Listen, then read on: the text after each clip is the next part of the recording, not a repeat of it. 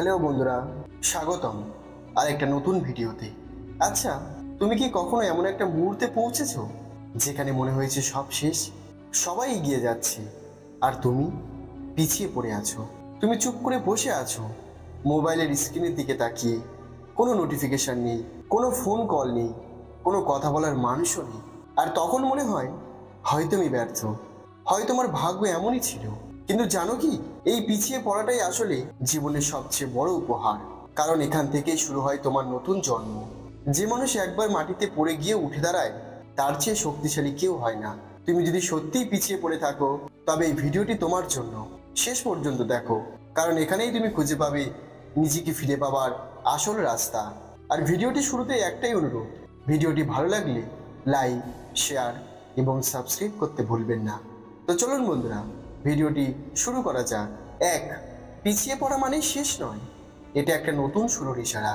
একটা সময় ছিল তুমি হয়তো সব ঠিক করেছিলে, ভালো পড়াশোনা, ভালো কাজ, ভালো সম্পর্ক, এমনকি ভালো স্বপ্ন। তারপর একদিন হঠাৎ সব বদলে গেল। কাজ হারালে, সম্পর্ক ভেঙে গেল, বন্ধু দূরে চলে গেল, আর তুমি নিজেকে দেখতে লাগলে আয়নায় এমন একজন মানুষ হিসাবে যাকে তুমি চিনতেও পারছো না। এই মুহূর্তটাই জীবনের টার্নিং পয়েন্ট। কারণ জীবন কখনো শেষ হয় না, জীবন শুধু নতুন রূপ নেয়। গৌতম বুদ্ধ বলেছিলেন, যে মানুষ পড়ে গিয়ে উঠে দাঁড়ায়, তার ভেতরে সত্যিকারের বুদ্ধ জন্ম নেয়। তুমি আজ যে কষ্ট পাচ্ছ, সেটাই তোমার শক্তির জন্মের প্রথম ধাপ।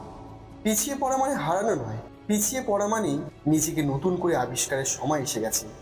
দুই, তুলনা করা বন্ধ করো। প্রতিযোগিতা নয়, উন্নতি করো। তুমি যখন পিছিয়ে পড়ো, তখন একটাই কাজ মানুষ সবচেয়ে বেশি করে, তুলনা। ও আমার থেকে এগিয়ে গেল কেন? ওর জীবন এত ভালো চলছে কেন? আমি কি কম বুদ্ধিমান? এই চিন্তাগুলো তোমাকে মেরে ফেলবে ধীরে ধীরে, নিঃশব্দে, ভেতর থেকে। মনে রেখো, প্রত্যেকটা ফুল নিজের সময়ে ফোটে। সূর্যমুখী যেমন সূর্যের দিকে তাকিয়ে ফোটে, তেমনি তোমার আত্মার সূর্য একদিন উঠবে, কিন্তু তোমার নিজের সময়ে। তুমি যদি প্রতিদিন একটু একটু করে নিজের উন্নতি করো, একদিন তুমি সেই উচ্চতায় পৌঁছাবে যেখানে তুলনা করার প্রয়োজনই থাকবে না। তিন, যন্ত্রণাকে ব্যবহার করো, পালিয়ে যেও না। যন্ত্রণাকে যারা শত্রু ভাবে, তারা চিরকাল দুর্বল থাকে, কিন্তু যারা যন্ত্রণাকে শক্তি বানায়, তারা ইতিহাস বদলায়। তুমি ভাবো তো, এক লোহার টুকরো কিভাবে তলোয়ার হয়? আগুনে পুড়ে, হাতুড়ির আঘাতে, হাজার বার গঠনের পর। তেমনি তোমার ভেতরেও আজ যে আগুন জ্বলছে, সেটাই তোমার আত্মার নির্মাণ। তুমি যদি এই কষ্টকে গ্রহণ করো, যদি বলো, হ্যাঁ আমি ব্যথা পাচ্ছি, কিন্তু আমি হারবো না, তবে তুমি এমন এক শক্তি অর্জন করবে যা আগে তোমার মধ্যেই ঘুমিয়েছিল। চার, অন্যের স্বীকৃতি নয়, নিজের আত্মসম্মান ফিরে পাও। পিছিয়ে পড়ার পর মানুষ একটা বড় ভুল করে, সে নিজের মান নিজের চোখে নয়, অন্যের চোখে দেখতে শুরু করে। ওরা কি ভাবছে আমার সম্পর্কে? ওরা কি আমাকে ব্যর্থ ভাবছে? এই ওরা, এই শব্দটাই তোমাকে ধ্বংস করে দিচ্ছে।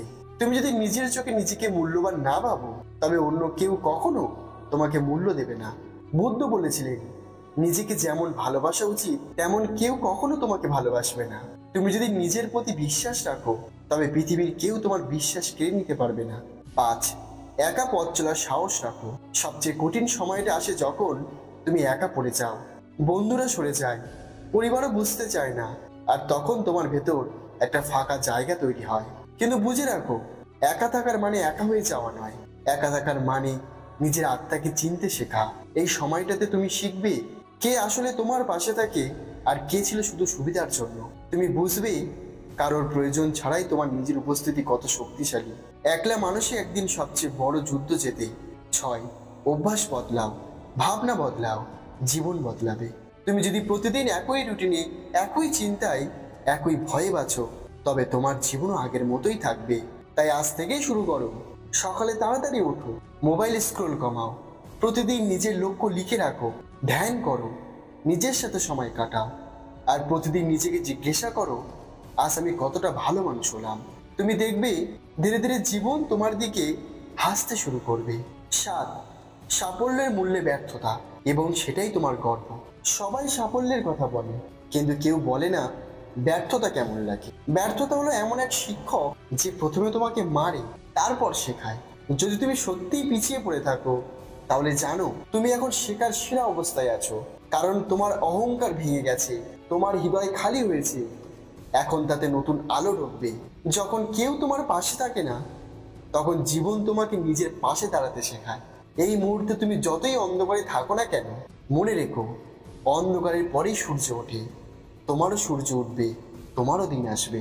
তো বন্ধু, তুমি যদি সত্যিই পিছিয়ে পড়ে থাকো, তবে অভিনন্দন, কারণ তুমি এখন সেই জায়গায় দাঁড়িয়ে আছো যেখান থেকে হাজারো নতুন পথ খুলে যায়। তুমি যদি আজ হাল না ছাড়ো, তবে কাল তুমি এমন জায়গায় পৌঁছাবে যেখানে একসময় দাঁড়িয়ে থাকা তোমার স্বপ্ন ছিল।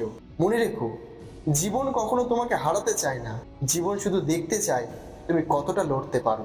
তো বন্ধুরা, ভিডিওটি ভালো লাগলে একটা লাইক করে দাও, আর এই ধরনের আরো ভিডিও পেতে চ্যানেলটি সাবস্ক্রাইব করে রাখো।